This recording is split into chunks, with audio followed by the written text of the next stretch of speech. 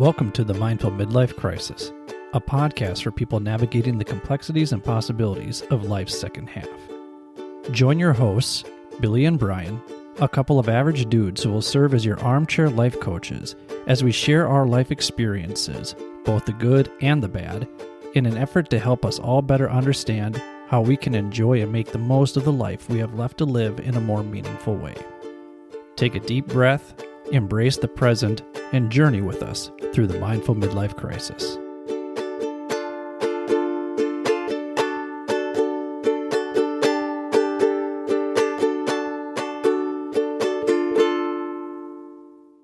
Hey friends, this is Billy popping on again before the show.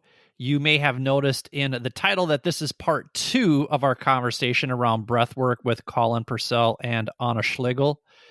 I met both of them when I was at the NGor Island Surf Camp in Dakar, and they led a breathwork workshop while I was there.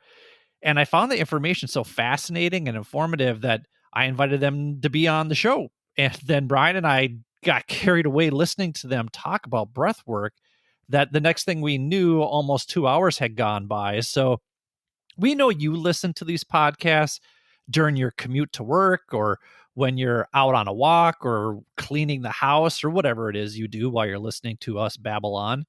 And we know that when they get long, you might tune out. So we broke this conversation up into 2 parts. So if you missed part 1, I'd strongly encourage you to give that a listen first, then come back to this episode.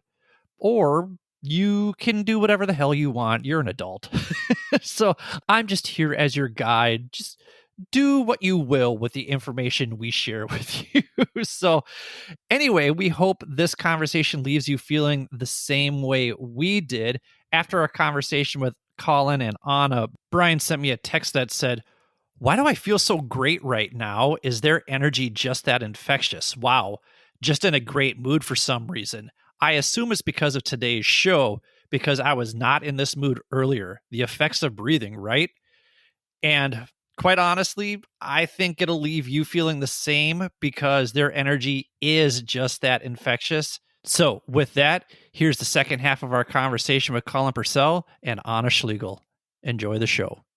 So you have a very interesting way of defining the types of breath work that's out there. So can you talk about those? Because I find these so very interesting.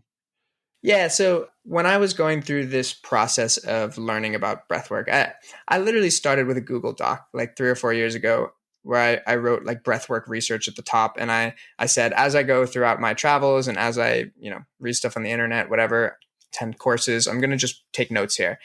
And what I started to find was that there's so many different ways that people think about this idea of breath work, meaning training the breath, intentionally breathing.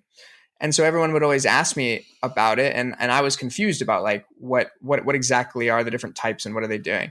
So I've just kind of come up recently with, it's just a little framework that I use to classify different types of breath work. And it's very vague and certain types of breath work can fit into multiple parts of the structure. But there's 4 categories essentially. So the first one I could talk about is kale breathwork. So kale meaning, the leafy vegetable. We're pretty familiar with it in the States, I think. I have trouble describing that one to people while traveling. I guess it's not quite as popular abroad, but kale, very healthy leafy vegetable. For most people, it's not the most amazing experience to eat it on a regular basis. It doesn't taste like too much, but everybody knows it's really good for you. And so, if you start eating kale, you're not going to notice immense changes to your life overnight. But if you eat kale for a few months and you incorporate that into your diet, you'll probably see some positive influences on your overall nutrition, energy levels, whatever. So the kale breath work is like that. It's very simple. It's very straightforward. You can practice it for just a few minutes a day.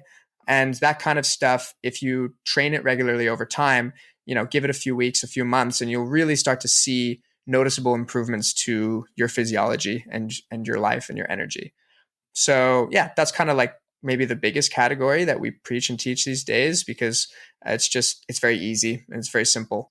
Then you have breath work that is more, I would say, effect oriented, the other 3 categories. So you're chasing a certain type of outcome.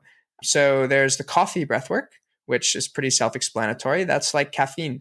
That's breath work that, uses things like inhales or like certain ratios of breathing to really pump yourself up. It's one type of breath work that people may be familiar with these days is this Wim Hof breath work. This crazy guy, Wim Hof, who does a lot of cool breathing stuff. And his breath work, I think, can fall into multiple categories, but many people report his stuff to really be very uplifting.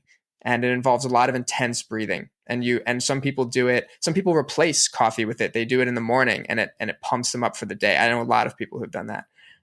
So that's very cool. You can look into Wim Hof or similar techniques. Very extreme. Yes. So if you're not familiar with Wim Hof, he's the one who advocates cold showers in the morning, and he'll sit in ice baths for hours on end because he's learned how to manage his breathing. He's very intense, and as a Minnesotan, I do not subscribe to the Wim Hof breathing technique because it's snowing outside and it's going to be below zero this week.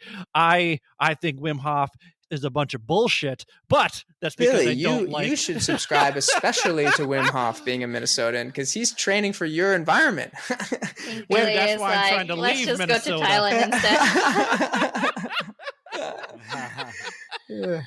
Well, yeah, it doesn't always have to be that extreme. Like, there's very nice, easier ones too. Like, for example, there's one is called Kapalabhati. It's very common in yoga, and it's very effective. I did it a long time, like in the mornings, and I sometimes even did it back in the days when I was working in an office and was like falling asleep in the meetings. I was like taking 5 minutes and doing it, and you really feel like, oh, okay, like now I'm a bit more alert and awake. Yeah. So there's a lot you can do there. The third category I would call kind of the opposite of the coffee breathwork. I refer to it as the Xanax breathwork, which I don't know if that is a patented brand name or what, but Xanax being the, I believe, like anti-anxiety medication that is really just slowing down your nervous system. So it's what we've been talking about this whole time. Slow exhales. It's the easiest, simplest belly breathing. Both of them very easy, simple forms of what we call Xanax breathwork. Very easy to just slow down the nervous system. And, as we've said repeatedly, it's what we think most people need the most these days to learn these calming techniques. So you've got those. And then the fourth category, which I won't go into too much, we refer to as the LSD breathwork. So that's kind of fascinating for most people.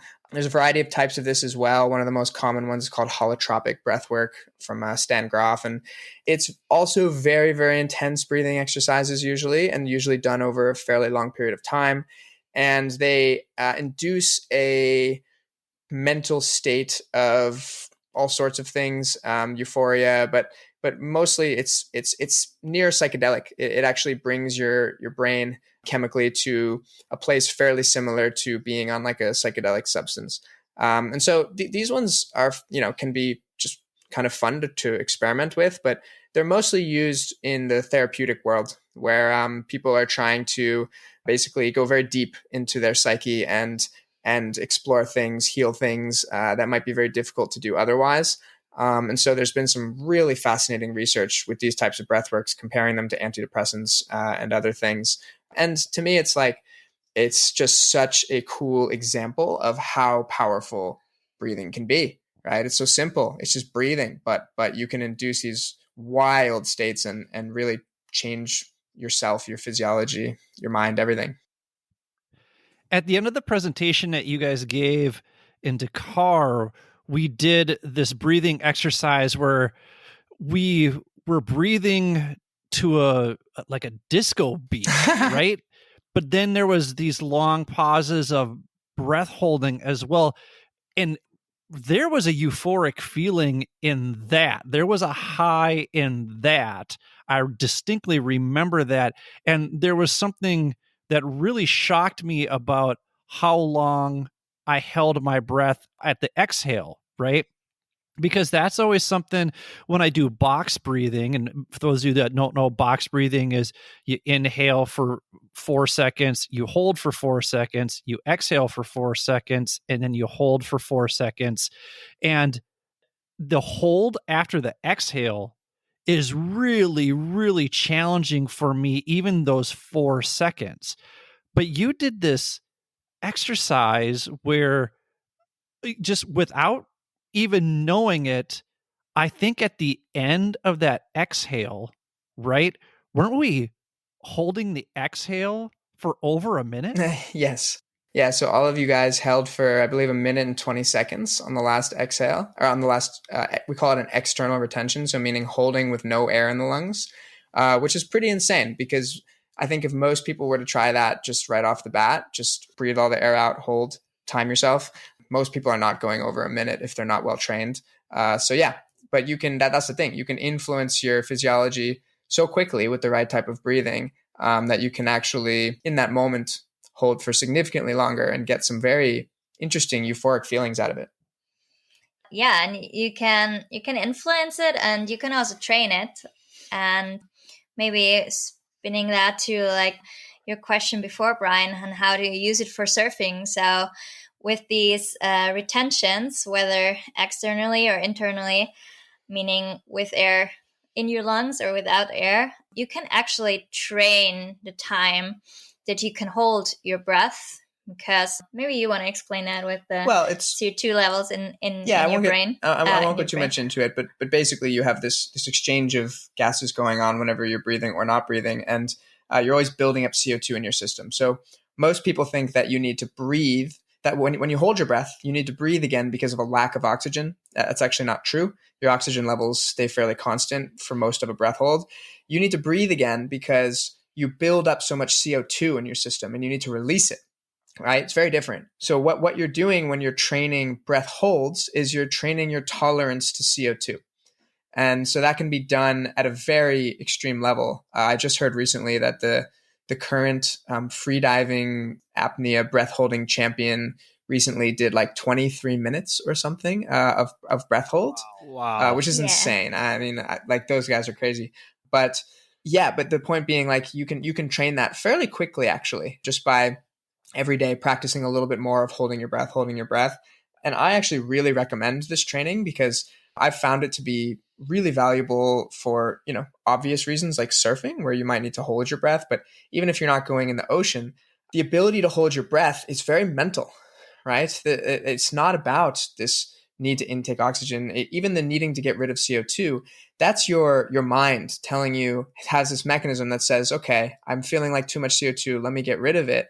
But actually, like everything else, like for example, when you start to get hungry, do you really need to eat? No. Once again, you can go weeks without eating after you feel hungry.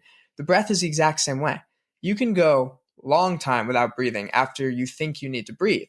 So how do you train that? It's the same way that you train not eating, the same way you train fasting, right? You build up slowly. You say, can I not eat for a day? Can I not eat for 2 days? Same thing with the breath. You just go, can I push myself a little further, a few seconds?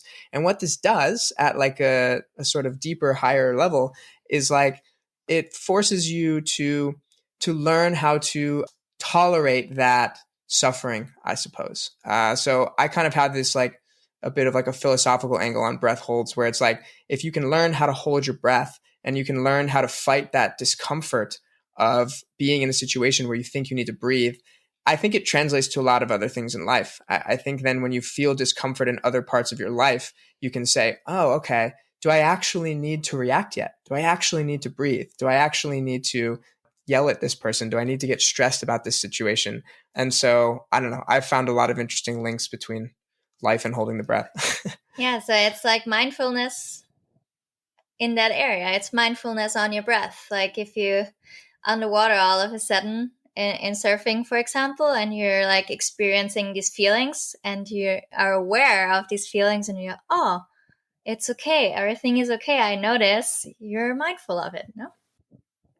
There's definitely a Buddhist influence there when it comes to letting go and accepting that, hey, you can endure this a little bit longer, that idea of suffering, but it's really not suffering. It's just allowing yourself to be simply, right? Exactly. Yeah. And like, what is the Buddhist meditation? It's always about, when you feel the suffering, don't suppress it, but become aware of it. Right. And it's the same thing with holding your breath. Like you have all this suffering going on. Don't just ignore it, but can you actually just zoom out a little bit and say, okay, this is my suffering, but it doesn't need to be this way.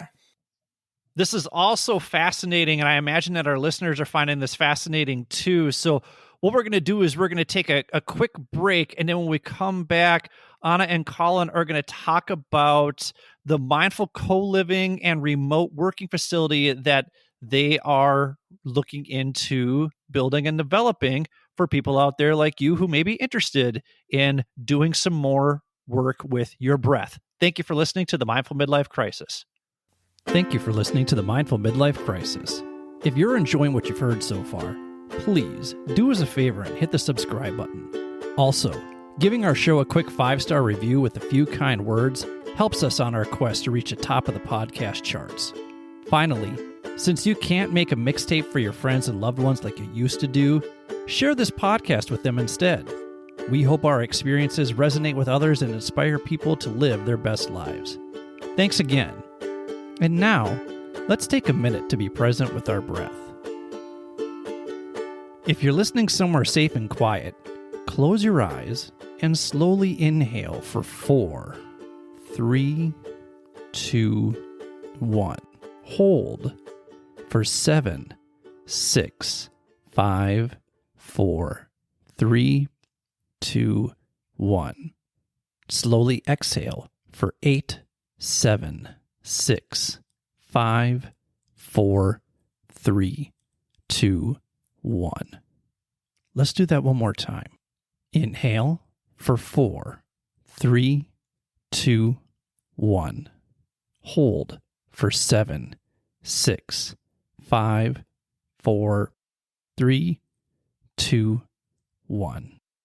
Slowly exhale for 8, 7, 6, 5, 4, 3, 2, 1. Go ahead and open your eyes. You feel better? We certainly hope so. And now, back to the show. Welcome back to the Mindful Midlife Crisis. We are here with Kolin and Anna. They are yogis. They are breathwork teachers and very clearly have a better understanding of how the human body works than either of us do. That last segment was so fascinating. And we just want to shift gears here because I'm sure there are people now thinking, well, this would be kind of cool to work with the two of you. And you can go to www.flowexplorations.com and see where they are doing their breathwork seminars. Anna, you have one coming up here before too long, correct? We're actually both are doing a retreat next year in 22 in Sri Lanka. It's called Finding Flow. And that's where you can find all the infos too on findingflow.com. Findingflowretreat.com. Findingflowretreat.com, exactly. And there we will be doing all sorts of stuff to find your flow, to live better, and definitely going to talk a lot about the breath. So it sounds like, as we mentioned here, that you're heading to Ecuador in 3 days to scout out a location for this mindful co-living and remote working facility. That it sounds like this is kind of your baby right here. This is something that you're excited to develop. So what's your vision for this? I think the vision for this has changed a lot over the years. I've been thinking about something along these lines for quite a long time and collaborating with various people on it. But where it currently stands is, Anna and I, we've been traveling around for a while and we've been discovering all these really cool things, many of which we've talked about today with the breath, I would actually primarily describe us as mindful meditation teachers. We've run a lot of retreats in that area. And then there's the yoga and the body stuff as well, the surfing. So we've been thinking for a while, how do we combine all these things into something where we can really effectively share this stuff with people on a very intimate level? And so moving from the model of just kind of traveling and running workshops in random locations to having our own space where we can kind of customize it as we like and we can run events as we like.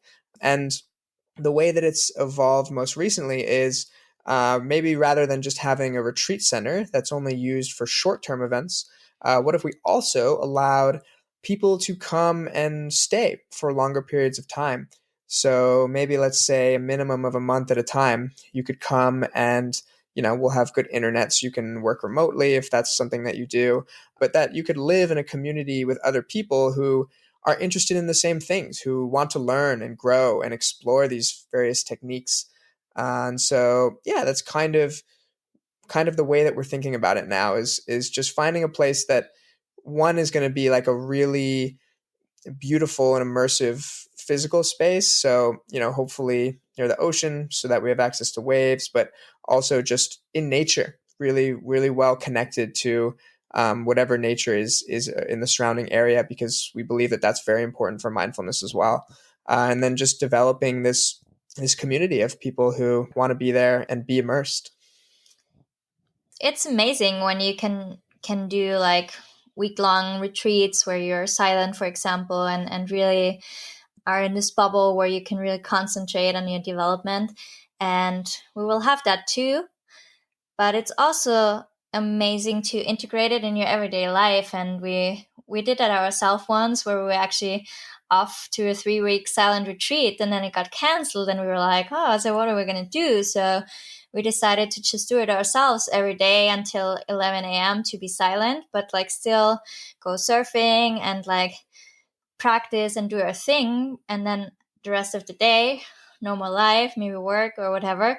And it was amazing. And yeah, we kind of want to bring all these different things to people, like where you can immerse and really like focus on a week, but then it's also important to really integrate it in your life and to establish a practice and live what you just learned.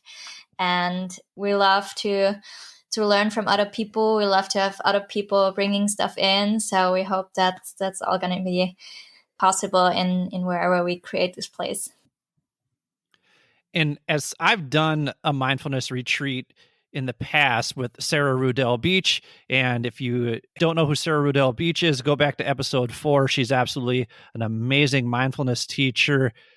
But the retreat that I did with Sarah wasn't a silent retreat. And Kolin, I know you've done a silent retreat. Anna, I'm not sure if you've done one before. Can you talk about your retreat experiences in a little bit more detail, and who might benefit from going to a silent retreat? Or some of them are 7 days. That might be pretty intense. I know there are 3-day ones, there are 5-day ones out there, and you don't have to travel to Sri Lanka to do them, but you could, and that would be kind of amazing. But can you talk about all those facets of a retreat and what goes into it, and maybe your takeaways from the retreat?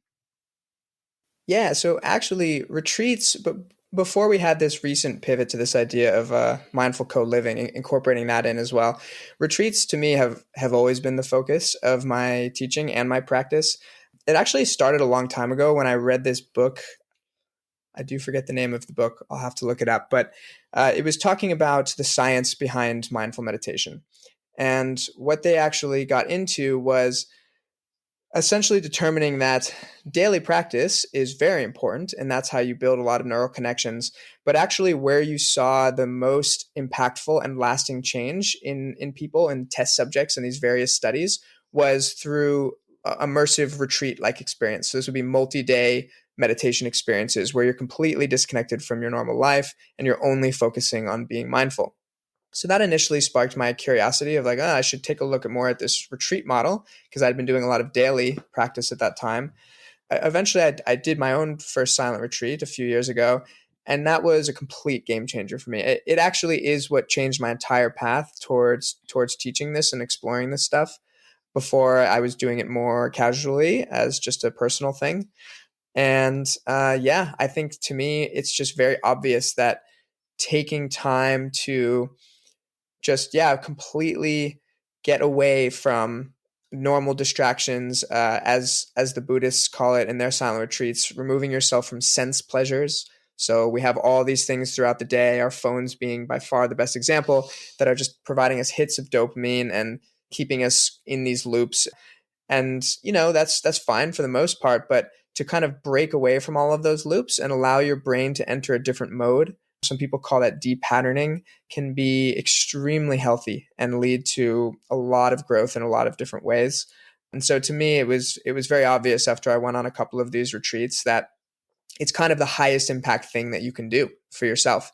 And it's why I've been so passionate about organizing them. So actually, Anna and I have organized a few different retreats, some silent, some not. Anna, do you want to actually talk about like some of the interesting differences we found between silent retreats and non-silent retreats? Yeah, so I would say both are very valid, and yeah, you're just exploring different things. For me personally, silence is just, it's a retreat, exactly what it is. It's a retreat from everything around us, and this like almost relief that you can be without any of it. And that's what's often so hard for people, and I think that's where often a lot of this fear lays of doing something like that. Like whenever I talk to people about it, it's like, oh, I cannot do this, and everyone can do it, but it's definitely scary. But I have yet to find anyone coming out of it anything other than happy and blissful almost. Like there's such a thing happening of this, like at the beginning you're very like, oh god, what to do, and da da da, but then you just surrender to it and you let go and you just let it happen, and then you start to see what's around there. Like there is nature, there's like in every moment, like is same as you find in meditation, like there is something all the time, and it's actually amazing to get to know that. And I would say compared to non-silent retreat, there's just a different focus. So I think this is the main benefit of a silent retreat, to really discover this world without any distraction. And on the other hand, the retreats where you can talk, there's a lot of connection going on, very different than on silent retreat. Interestingly, also the group always is very connected in a silent retreat, which is fascinating. But yeah, there's a lot of connection in other types of retreats. There's a lot of practices that you can learn, that you can explore with people around you, with the teacher. So definitely a lot of value too. Just different forms of exploring, I would say.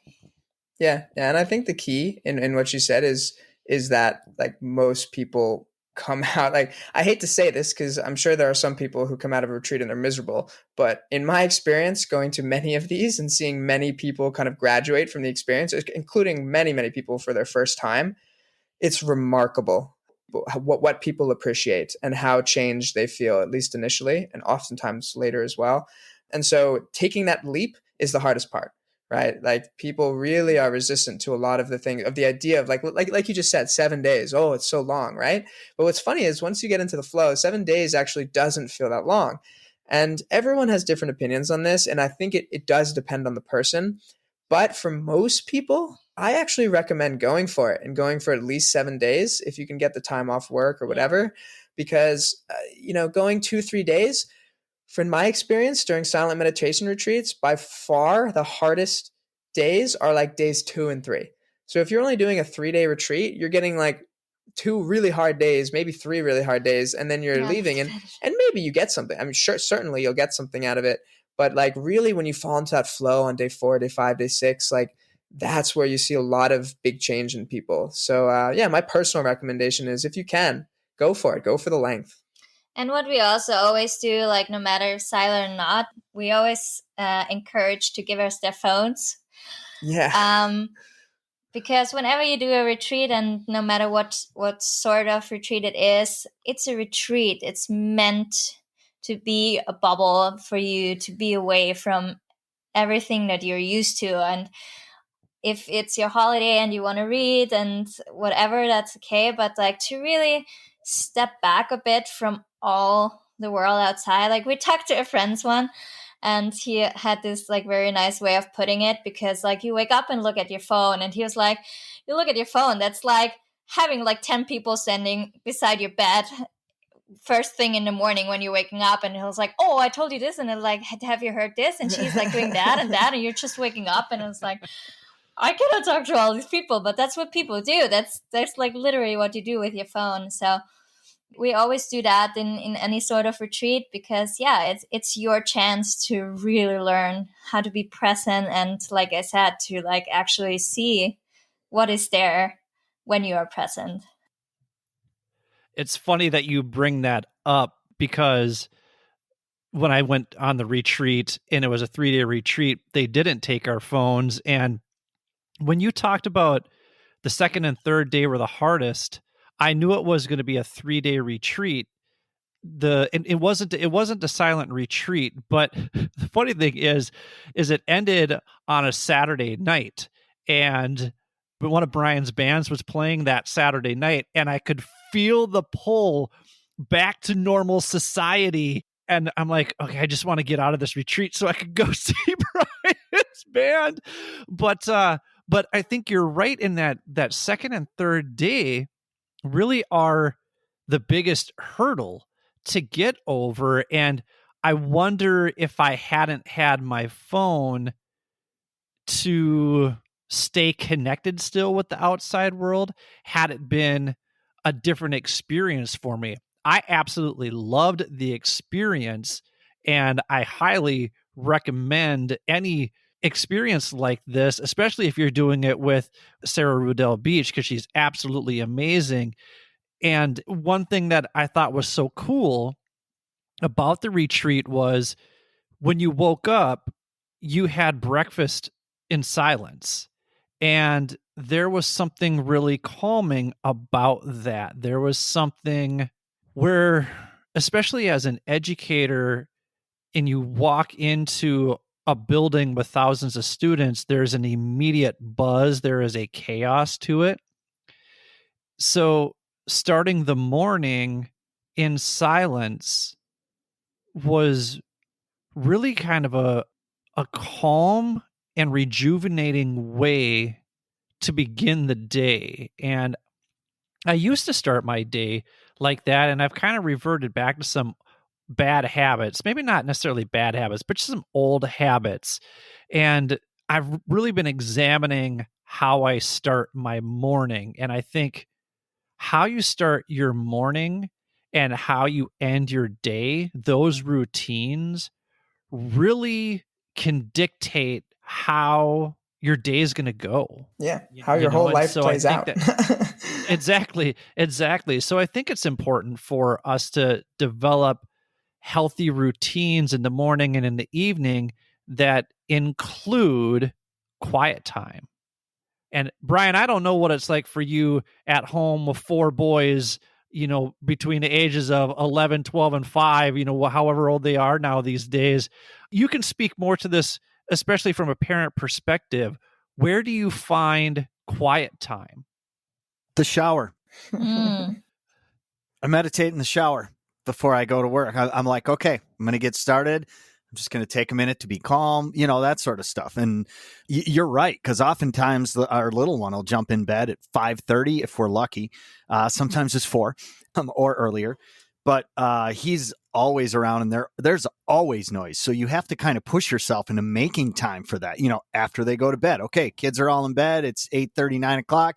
Now it's me time. Now I can decide what to do for myself. You know what I mean? Because obviously raising children is pretty intensive as far as attention goes. So. Well, and I remember Lean talking about she would just get a coffee and go to the park, and she would just sit in the car with the coffee and enjoy those moments of solitude and quiet before she would have to go back into it. But I imagine that was even a good reset. One of the best resets that I would do back when I was in the classroom was when I would come back from lunch. I had my prep period, and I would go into the back office and I would do a 10-minute meditation. And I always felt way more productive and refreshed after that meditation than if I said to myself, well, I don't have time to meditate. I have to crank all this stuff out. If I would have just done the 10 minutes of meditation, I would have been far more productive, and the quality of work would have been better. And I can't stress that enough, to try and find 5 minutes a day, 10 minutes a day, to, especially in the middle of your day when you're dragging ass, like that's probably one of the best times to try and carve it out. And I think when we talked to Kristen Brown, she talked about power shots. What are things that you can do in order to rejuvenate yourself throughout the day, and giving bosses the permission to allow their workers to do those kinds of things because they'll see an increase in productivity. So Anna and Kolin, for those people out there who work a more traditional 9-to-5 job, how can they incorporate some of what you've discussed today into their daily lives? I think it's very, very cool that you mentioned that way, because yeah, like we said, what we really need is to calm ourselves down a bit, and it's interesting in this like productive world, our thought is always doing more will help us more. How do we get an energy shot? Yeah, how do we get an energy shot? We get an energy shot by getting us more energy, but like really it's the opposite. We get an energy shot by taking a step back and taking these like 5 minutes to calm ourselves down, to balance ourselves out. In the end, it's always about balance, and if you're always up there, more up there is not going to help you. So with the breathing exercise that we talked about, you can really integrate them very easily, even if your day is swamped. So one of the easiest things is to incorporate the belly breathing, for example, whenever you can. And very easy time to do it is in the morning or in the evening when you're actually in bed, to like either wake up and before you rush into your phone and get up and do this and that, just like take a second and observe your breath. So with the breath work, like the starting point is always to observe it. It's not even like influencing it in some way and doing this or that. The first step that always can bring you a lot of peace, and like you said, Billy, we did a meditation, and in this meditation we did not do any manipulation of the breath. We just observed it, and you already came out more relaxed and more calm. So easy times to do that is in the morning, is in the evening. Good exercises that are very easy to incorporate at any time of the day. Belly breathing, extending your breath. Belly breathing at any time of your day, like in these like little downtimes that you have, maybe when you're waiting for the bus, when you're waiting in line somewhere, just like randomly when you think about it. It's not something where you need time for, where you need a certain space for a certain seat. When you're waiting for the bus, I did that in my first month of when I actually realized how tense my belly is. It took like a few weeks to actually release that tension. And whenever I was waiting for the bus, I tried to focus on relaxing my belly and breathing into there. And that already makes a difference. That's already a few minutes a day that giving you very calm and relaxing energy. At night, very awesome to practice belly breathing because it's actually calming you down for sleeping. Very awesome to practice extending your exhalation because that also, like we said, is activating parasympathetic nervous system, meaning it's calming you down. You will sleep like a baby. So this is very, very good. Also, if like people have trouble falling asleep, that's like a super easy exercise that you can do that does not cost you any time. Nose breathing, you can incorporate very easily in your day. And that meaning whenever you think about it and you observe like, oh, where am I breathing? Breathe through your nose when you're doing exercise. So yeah, it's just like these little bursts of attention. When they come, just use them. And you don't need a lot of extra time or extra space for it. And then I think the final thing there is just, if you do want to go a bit further and you want to go more into this, I would say, training mode, which, the way that I describe the difference is everything that Anna just described and a lot of things we've been talking about, they're reactive practices, right? They're things that we do to control something that is happening in the moment. Maybe we're, a little stressed out in the middle of the day and we need to calm down or something like that. But this idea of more like we were talking about the kale breath work or any sort of kale practice where you're actually doing it not to create some sort of specific state of mind in the moment. You're doing it to train yourself to be able to better handle situations down the line. That is what I emphasize so much in my teaching. I think it's it's a way that meditation is and breathing is kind of almost being misused in some sense these days, because it's always just about fixing a problem that's already there rather than setting yourself up to not have problems down the line.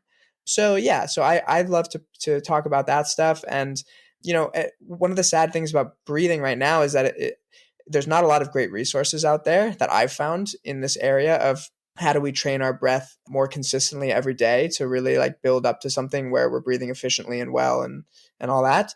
Yeah, we've talked about maybe putting together an online course about this one day. That might take a little while, but in the meantime, like if this is something that has seemed really interesting to you as you're listening to this, feel free to reach out to us. I mean, sure, Billy will include some contact info, our socials, and we love talking about this stuff, and we coach people on a regular basis. If you're really interested in getting more involved and creating some simple practices for yourself that you can do every day to build yourself up.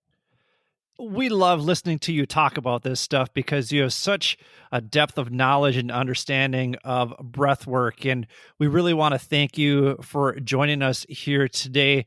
Once again, you can go check out Kolin and Anna at www.flowexplorations.com. We will link that in the show notes. We will link their Instagrams in the show notes as well, so you can connect with them. Anna and Kolin, thank you so much for being with us today. Thank you. Yeah, thank you. Have an amazing experience in Ecuador. I cannot wait to follow those adventures as well. That sounds like it's going to be absolutely amazing. So for Anna, for Kolin, for Brian, this is Billy. Thank you for listening to the Mindful Midlife Crisis. May you feel happy, healthy, and loved. Take care, friends.